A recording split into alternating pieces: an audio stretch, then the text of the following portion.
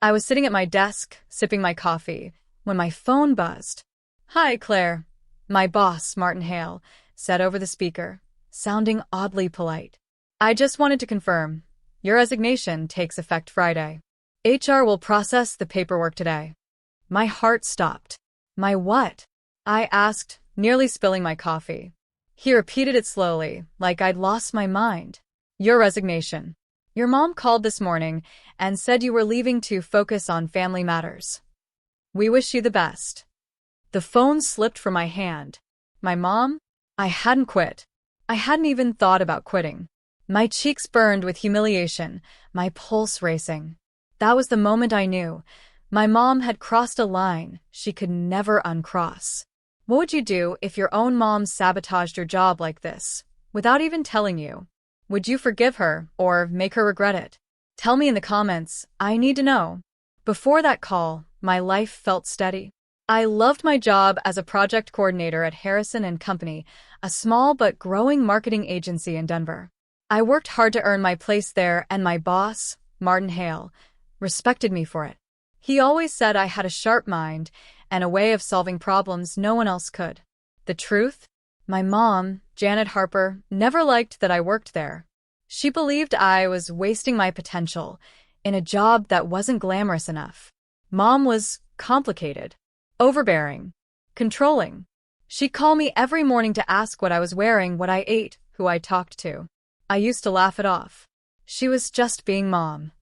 Until that day. After Martin's call, I sat frozen at my desk, staring at the HR email that popped into my inbox. Exit interview scheduled. Exit interview? When I confronted Mom later that night, she didn't even look guilty. "You hated that job, Claire," she said matter-of-factly. "I just helped you do what you were too scared to do." I stood there, stunned, my throat tightening. She acted like she'd done me a favor, but all I could feel was betrayal. That night, I realized this wasn't just about a job. It was about control, and I wasn't going to let her control me anymore. I spent the next day desperately trying to fix the mess my mom had created. I called HR, begging them to reverse the resignation. "I never quit," I said, voice shaking. This was a misunderstanding.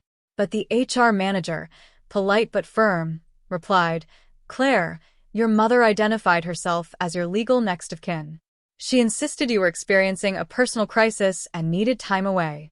We already reassigned your projects. There's nothing we can do." Nothing we can do. I hung up and collapsed on the couch, sobbing.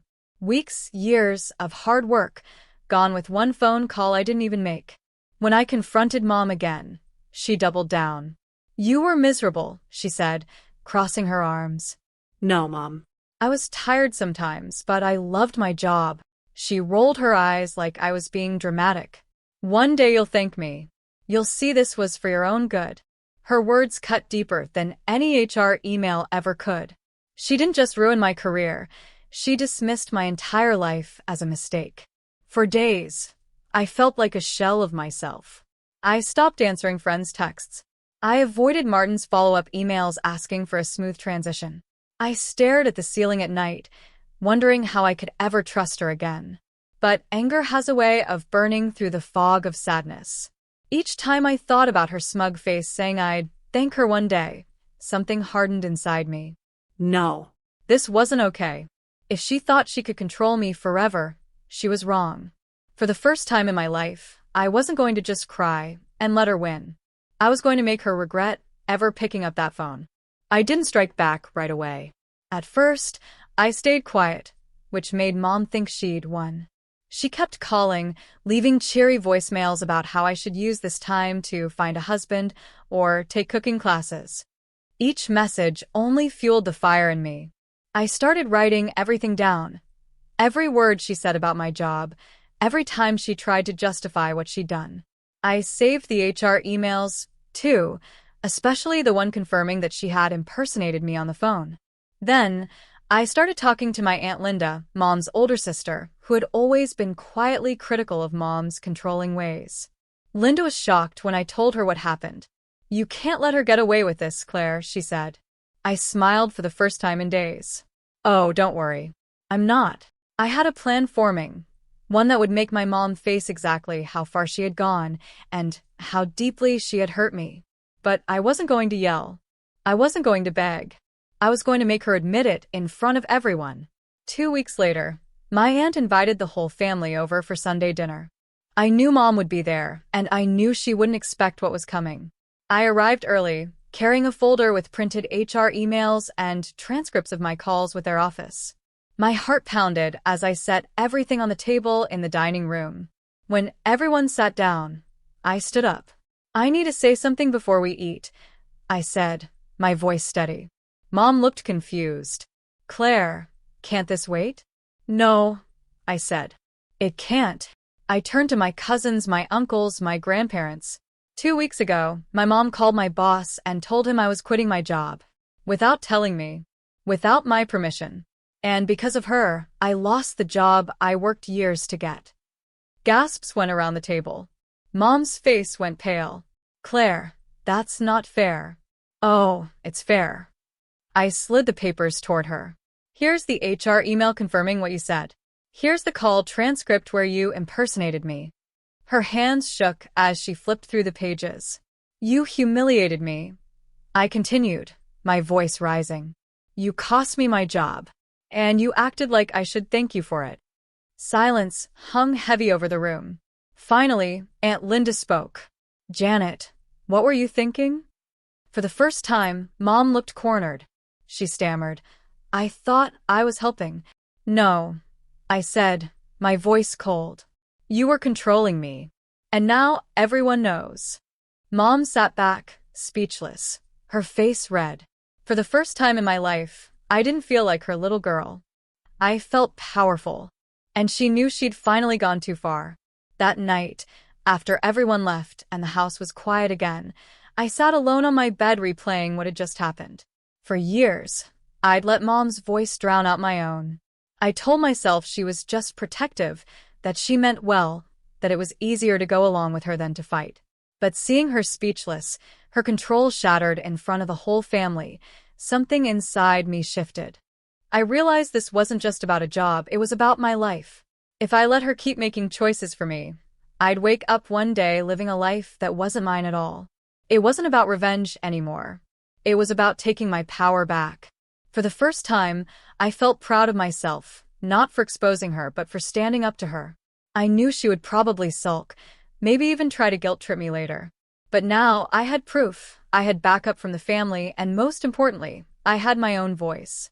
I decided that night I was done letting anyone speak for me. From now on, every decision, my career, my relationships, my future, would be mine. And if that meant Mom had to be uncomfortable, so be it. A month later, I started a new job, one even better than the last. A recruiter I'd met months earlier reached out after seeing my LinkedIn update, and within weeks, I had an offer that paid more and gave me more responsibility. Walking into that new office on my first day felt different. I wasn't just starting over. I was stepping into a life I chose for myself. As for Mom, things were tense for a while. She tried to call me the next morning after the family dinner, but I didn't answer. I needed space. Eventually, we sat down and talked.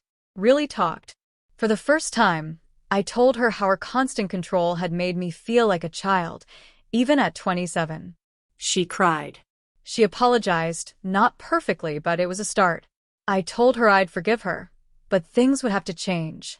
No more calling my boss. No more making decisions for me. No more guilt trips. To my surprise, she agreed. And even though our relationship isn't perfect, it feels different now. More honest. Sometimes I think losing that job was the best thing that could have happened to me.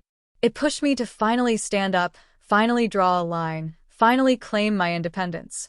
I wasn't just someone's daughter anymore. I was my own person. Sometimes revenge isn't about hurting the person who wronged you. It's about finding yourself again. Exposing my mom wasn't about embarrassing her. It was about proving to her and to myself that I'm not a little girl she can control anymore. I learned that boundaries aren't cruel, they're necessary. And now, when I look at my new job, my new confidence, and the quiet respect in my mom's eyes, I know I did the right thing. What about you? Would you forgive someone who cost you your career, or cut them off for good? Tell me in the comments, and don't forget to subscribe.